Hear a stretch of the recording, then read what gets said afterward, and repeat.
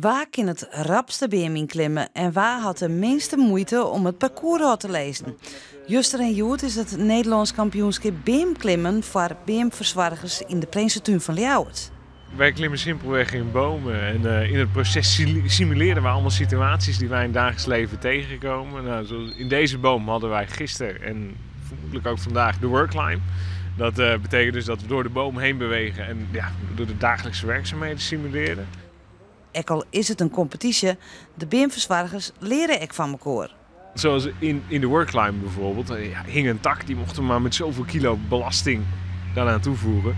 Dat werd helemaal gemonitord door 4 mensen, dus er is geen foutmarge.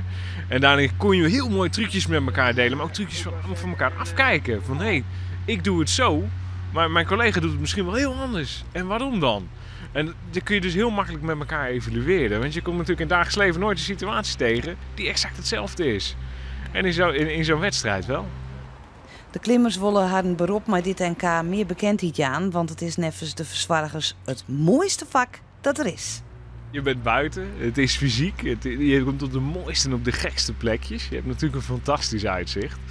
Het is een technisch vak, je moet heel goed kunnen improviseren. Want net wat ik zeg, geen boom is hetzelfde. Iedere situatie is 100% uniek. En ja, het is gewoon, dat kan ik wel zeggen.